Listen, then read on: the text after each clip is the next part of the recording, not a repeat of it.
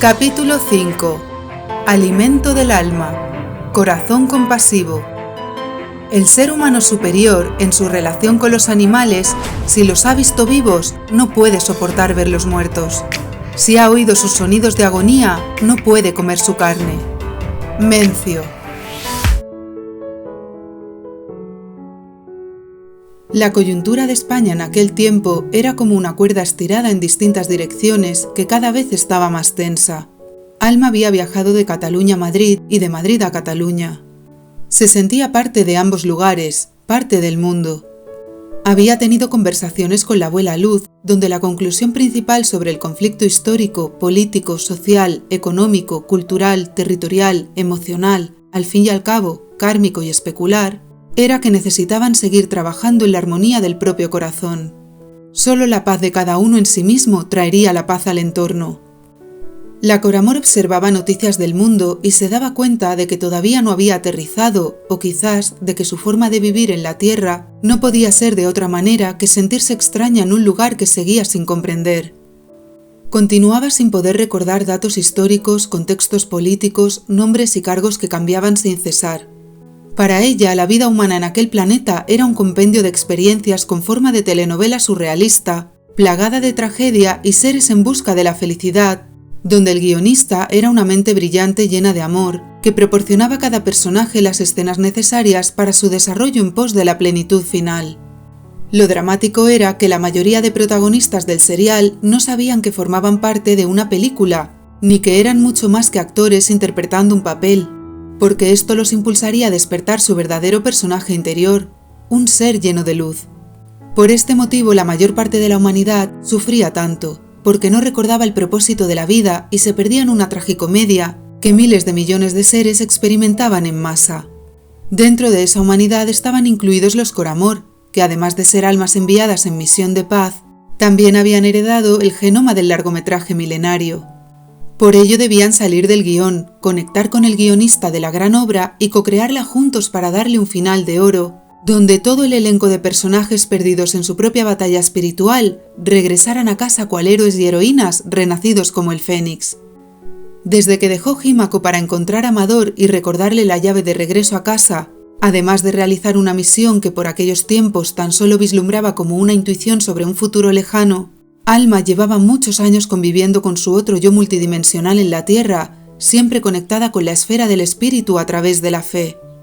No obstante, seguía resultándole fatigoso anclarse a la densidad y modo de vida de aquel planeta que a la vez tanto apreciaba.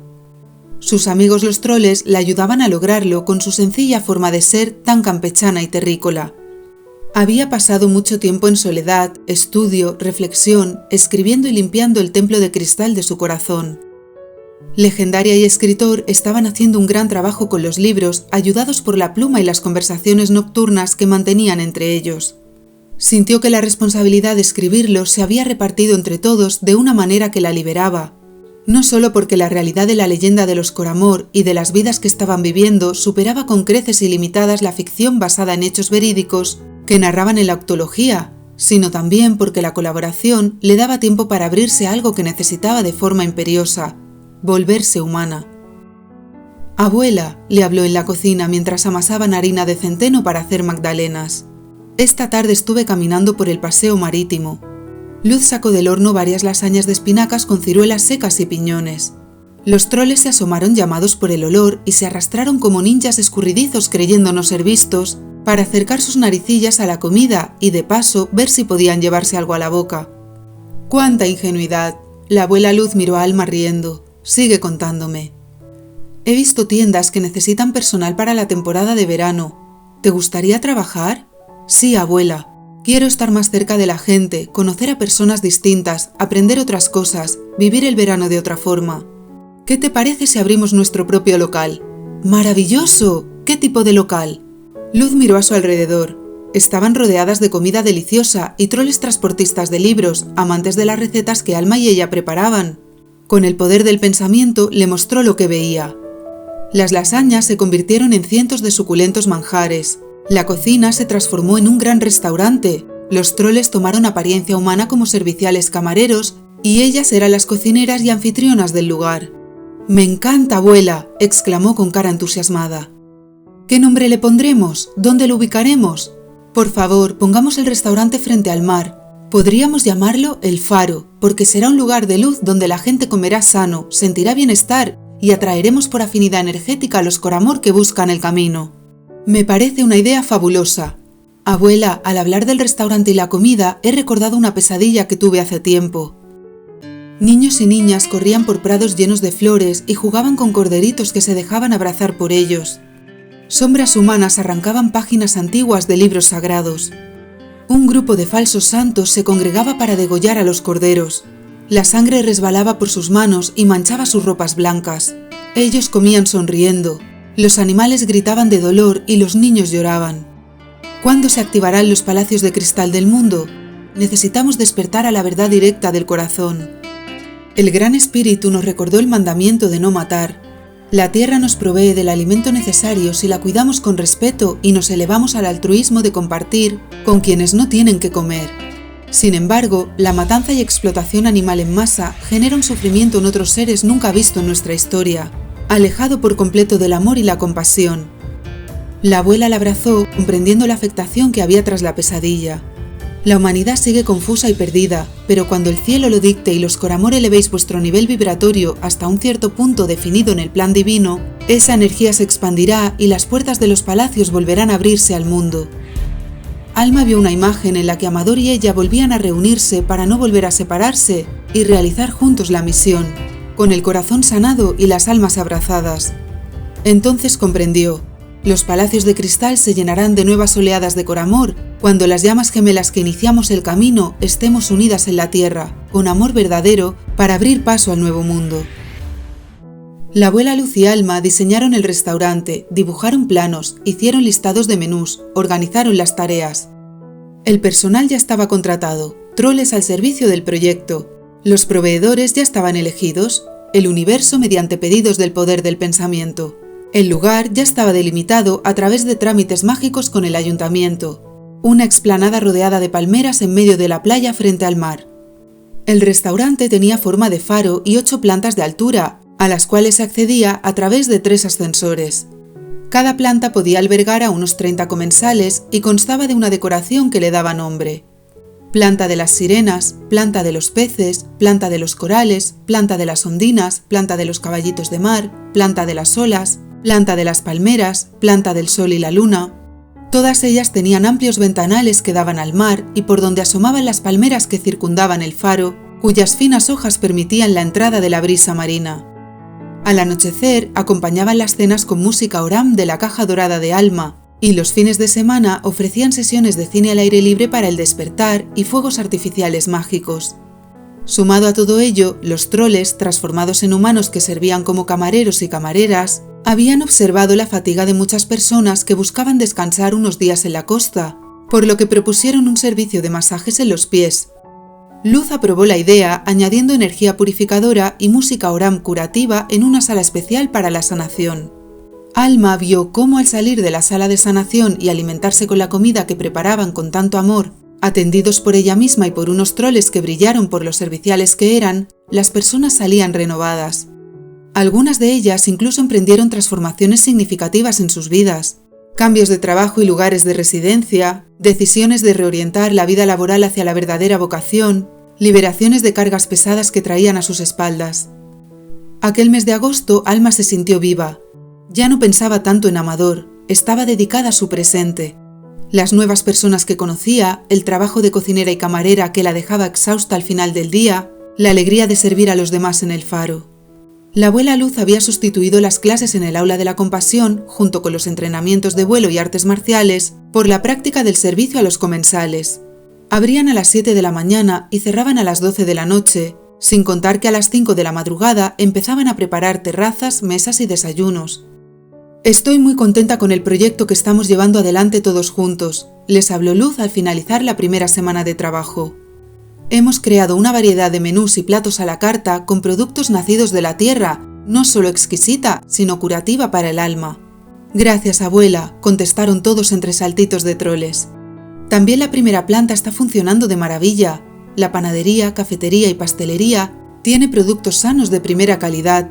Y el bar de refrescos naturales, batidos y zumos de frutas ofrece las vitaminas e hidratación perfectas para estos meses de calor. El grupo de trabajo estaba más agotado que con las jornadas de entrenamiento espiritual y físico en Palacio, y en los inicios hubo discusiones porque faltaba mejorar la organización y por el roce de caracteres, pero con la guía de Luz fueron redondeando las asperezas y poniendo orden donde había caos. Pronto empezaron a disfrutar y a sentirse felices al ver las muestras de bienestar de los clientes. La heladería con helados mágicos que toman temperatura corporal una vez en el estómago ha sido una excelente idea acorde con los principios de la medicina natural. Luz sonrió a Legendaria, a quien encantaban los helados, pero cuyo frío la destemplaba y le sensibilizaba los dientes, y a Alma, que tuvo la curiosa idea tras preguntar al Gran Espíritu. La joven procuró no bostezar de cansancio mientras la abuela Luz hablaba. Algunas noches la fuerte energía de malestar de Amador la despertaba de súbito y no podía dormir. Él sentía cierta incomprensión ante lo que vivía porque aún no podía ver ciertos ángulos de la prisión de soledad y desamor que proyectaba en su vida. También seguía sintiéndose vacío porque nada le proporcionaba la plenitud que tanto ansiaba. Al estar desconectado del Gran Espíritu, no lograba hallarla en el único lugar posible, dentro de sí mismo. Amador había rehuido la energía verdadera del compromiso, la sinceridad y la fe. Por eso sufría, por las barreras interiores que le impedían vivir sus sueños junto a su amada mujer. Esto seguía manteniéndolo noches en vela que no los dejaban descansar, pero que ella remediaba cuidando su corazón. Lo abrazaba y lo apoyaba, dándole consuelo y cariño hasta que ambos volvían a sus sueños. Cuando Alma me dijo que le gustaría trabajar de cara al público en los meses turísticos, no imaginaba qué gran práctica de servicio y amor llegaríamos a realizar. La abuela Luz continuó su discurso de felicitación al equipo. Como imagino que tampoco ella pensó que acabaríamos creando nuestro propio faro de luz para la comunidad. En solo una semana han pasado por aquí cientos de personas que han transformado lo que necesitaban en este momento de sus vidas. ¿No resulta asombroso? ¿Comprendéis que detrás de este éxito está la bendición del Gran Espíritu? Prosigamos, pues, cada día con más y más amor. Así lo hicieron, y de este modo llegaron al verano del año siguiente. Alma continuó su vida sin noticias de Amador, respetó su silencio e incluso aprendió a agradecerlo, porque comprendió que formaba parte de lo que necesitaban vivir. Seguía su camino tal como le indicaba el Gran Espíritu. Los tiempos divinos para lo que tuviera que suceder eran planes celestiales que nada tenían que ver con los ideales humanos, y había empezado a maravillarse de ello en lugar de sufrirlo como en el pasado. La joven se empoderó en su amor propio, transformó el dolor en compasión, ahondó en la paciencia y la tolerancia, suavizó su carácter en la humildad, convirtió la tristeza de la rabia en alegría, sanó la enfermedad de su cuerpo físico y descubrió lo plena que podía ser su vida sin necesitar nada, tan solo agradeciendo cuanto tenía. La felicidad estaba siempre en lo sencillo. Logró finalizar la carrera aquel mes de julio, cerró sus colaboraciones en la revista digital para centrarse en la finalización del 6º libro de la Octología, relacionado con una sabiduría que anhelaba despertar en sí misma, y se dedicó de lleno a aquel sueño llamado el faro. Este verano profundizaremos la práctica del amor, la práctica del Tao, la práctica del servicio o como deseéis llamarlo, les anunció Luz. Lavaremos cada plato con tanto esmero como si fuéramos a servirlo al mismísimo Gran Espíritu. Mejoraremos la presentación de los alimentos, pondremos macetas con flores bien enraizadas tanto en las columnas blancas como en las mesas del restaurante y perfeccionaremos el buen trato al cliente. Los troles ponían cara de pereza y se hacían muecas unos a otros. Luz continuó. La mantelería estará impecable. Hizo un guiño a los troles más jóvenes que alguna vez la mancharon con salpicaduras de chocolate al servir batidos a los niños. Pondremos todo nuestro amor en cada mínimo detalle y ampliaremos nuestro sentido de la compasión ante cada problema que traiga a las personas llamadas a venir a este lugar curativo para el cuerpo y el alma. Abuela, el aula de la compasión brillaba con luz dorada esta mañana, informó Chamán. Cierto, enhorabuena a todos. Solo puedo decir una cosa. Adelante y feliz verano. En cuanto acabó el periodo escolar, empezaron a llegar las personas veraneantes a Torre del Mar, el pueblecito de costa donde se erigían el faro y el palacio de cristal. Para la verbena de San Juan, noche de magia y colores en el cielo, prepararon cientos de cocas veganas respetando los sabores de las recetas tradicionales. Aquel manjar, propio de la fiesta pagana, tuvo tanto éxito que se siguió vendiendo durante semanas.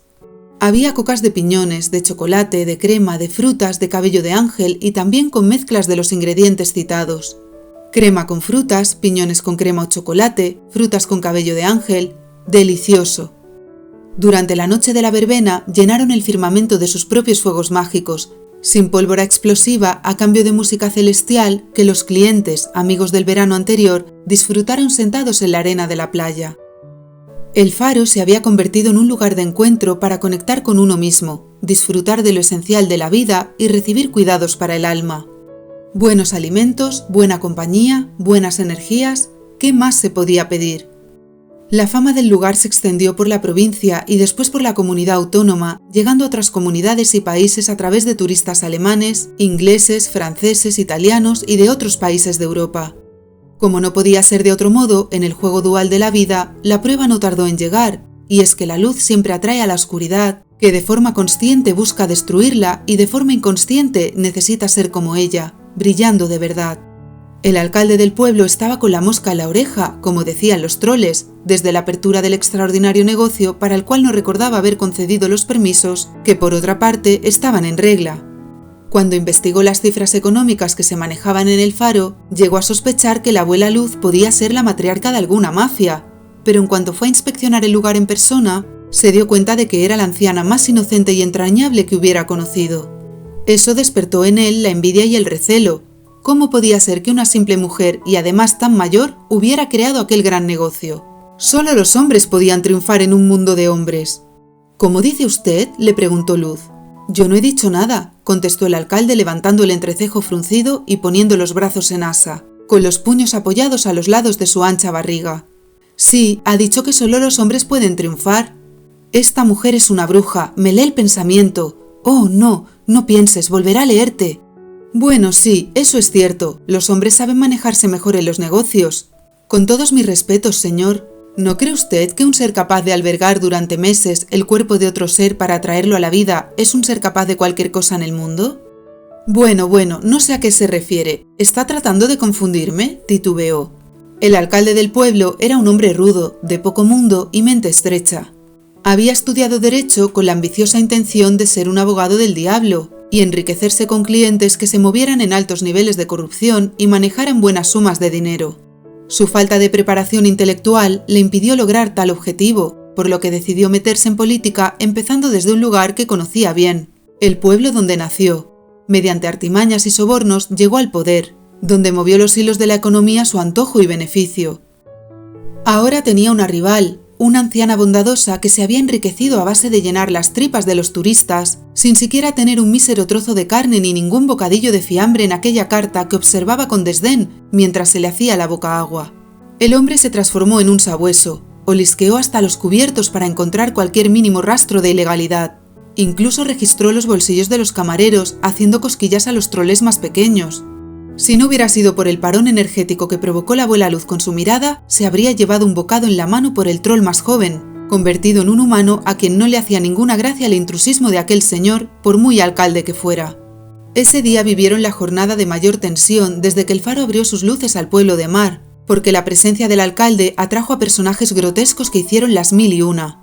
Trataron con desprecio a los camareros, dejaron los cuartos de baño hechos un vertedero, tiraron restos de comida al suelo, alzaron la voz con impaciencia y un largo etcétera que escritor y legendaria no quisieron seguir describiendo en el libro. Los troles más inexpertos en la gestión de situaciones como la que estaban viviendo estuvieron a punto de volver a su forma de seres elementales y pegar un buen susto a todas aquellas gentes maleducadas que los estaban tratando de forma tan irrespetuosa. Chamán reunió al clan en el centro de la cocina y les advirtió: «Atentos, mis pequeños troles, esta es una prueba de los cielos para observar la evolución de nuestro corazón. ¿Hemos aprendido algo en las clases sobre la auténtica compasión?» «Sí, chamán», exclamaron a coro. «Entonces apliquémoslo y saldremos victoriosos de la contienda con los salvajes». Dio un golpe firme en el suelo con su bastón a la vez que les guiñaba un ojo. A partir de la reunión motivadora con chamán, que actuó como un entrenador deportivo que instruye y alienta a su equipo antes de salir al terreno de juego, los troles pusieron en práctica los aprendizajes de la compasión, incluyendo un curioso truco que les recomendó Chamana, la mujer de chamán. Cuando sintáis que alguien enciende vuestros nervios y estéis a punto de perder la calma, y cuando recordar la ley del espejo o practicar la compasión no sea suficiente para sentiros en equilibrio, probad uno de estos bocaditos dulces o salados que Luz y Alma han preparado para nosotros. Los han llamado almitos, agregó Chamán. Escritor consultó el término en el diccionario de la Real Academia Española y se encontró con una curiosidad. Almo era un adjetivo poético que significaba alimentador, vivificador, excelente, benéfico, santo y digno de veneración. Por tanto, los almitos eran todo eso y más, porque sustituyeron las armas y la lucha por lo que sucedió a continuación. ¿Podemos comer uno ahora? A los troles se les hacía la boca agua. Está bien, así saldréis más fuertes hacia el combate espiritual, rió Chamana. Los troles dieron buena cuenta de aquellos bocaditos que sabían a gloria y sintieron todo el amor con el que habían sido preparados. Eso los ayudó a hacer frente con serenidad a varios grupos de policía local que invadieron las 8 plantas del edificio por orden del alcalde. Este señor hace una llamadita con su móvil de lujo y en un segundo nos destroza el faro que tanto nos ha costado crear, rezongó un pequeño troll para el que no habían dejado ningún bocadito. Toma, aquí tienes el mío, le ofreció Chamana. Voy a pedir la receta a la abuela y vamos a preparar más bocaditos para la policía, dijo el troll después de comer el almito y comprobar cómo le había cambiado el pensamiento que se había alineado por sí solo con una forma más sabia de resolver la situación. Los troles se afanaron en cocinarlos y darles la cocción de unos pocos segundos en el horno mágico de leña. Con mucha maña fueron ofreciéndolos a los agentes en servicio, que no podían resistirse a la tentación del olor y la exquisita visión de los almitos. Por más que al inicio temieron que pudieran estar envenenados, el rostro afable de los troles humanizados y el candor de su energía los convencieron de que todo estaba en orden y de que aceptar uno de aquellos bocaditos para apaciguar los hambrientos ruidos estomacales no consistía en ningún tipo de obstrucción a la justicia. Al cabo de unos minutos, el faro se vio anegado de un regimiento de policías sentados en las mesas, curioseando la carta de platos y llamando a sus familiares para invitarlos a comer. El alcalde no lo podía creer. Insubordinación, despido, refuerzos. Empezó a tirarse del cabello que le quedaba a los lados de las orejas. Buenos días, señor alcalde, saludó Alma. La joven llevaba un vestido azul cielo como las cintas que recogían sus cabellos e irradiaba tanta luz que el alcalde pensó que era la aparición de un ángel. Buenos días, ¿quién es usted? Me llamo Alma, si quiere puede tutearme. Trabajo como camarera y relaciones públicas en el Faro. ¿Y en qué consiste tu trabajo? ¿Cuántas horas haces? ¿Tienes contrato? ¿Estás dada de alta en la seguridad social? ¿Cobras por lo menos el sueldo mínimo? ¿Tienes días de fiesta? Todo está correcto, señor alcalde. Siéntese un momento para conversar con mi abuela con más tranquilidad. Enseguida le serviré una bebida. El alcalde estaba tan agobiado que no pudo negarse ante la calma que le transmitió la joven. Se sentó al lado de una terraza desde la que se divisaba el mar resplandeciente y las gaviotas que lo sobrevolaban. La luz del sol brillaba en las hojas de las palmeras. Las sombrillas de colores daban alegría a la orilla de la playa. Risas de niños en la lejanía transformaban el mundo en un paraíso. Al poco tiempo, Alma volvió acompañada de la abuela Luz con una bandeja repleta de sanas delicias que colocó con gracia en la mesa donde se había poltronado el alcalde. «Es la hora de comer», le sonrió la joven. «Por favor, acepte nuestra invitación de bienvenida al restaurante». «Sí, por favor», añadió Luz. «Es un honor que nos haya hecho esta visita». El alcalde pasó de escudriñar cada rincón del edificio e interrogar a los camareros que se encontraba, buscando cualquier pista o motivo para cerrar el negocio, a olvidarse hasta de quién era y del mundo en el que vivía cuando empezó a probar la comida que le había servido Alma. Una tabla de entrantes variados, primeros, segundos, postres. Alma seguía trayendo comida y más comida, con el efecto mágico de que el alcalde no se le llenara la barriga, pero sí el corazón mientras paladeaba el amor con que había sido preparado cada plato. Verduras a la brasa con el dulce sabor de la tierra, patatas asadas al horno de leña, ensalada de arroz salvaje plagada de colores, tofu a la plancha con salsa de soja y cúrcuma, buñuelos y croquetas de sabores indescriptibles, empanadas con una exquisita mezcla de ingredientes secretos. Más y más platos llegaban llenos y salían vacíos de la mesa donde el alcalde y la abuela Luz conversaron hasta el anochecer. El día pasó volando y el hombre rudo y ambicioso se convirtió en el niño puro que una vez fue.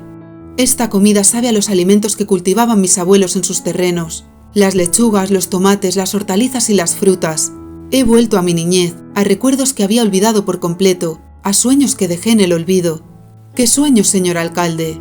Yo quería dirigir un imperio donde reinara la paz y donde todos y cada uno de sus habitantes vivieran en condiciones dignas, con un hogar acogedor, un trabajo que llenara su espíritu y posibilidades para realizar sus emprendimientos personales.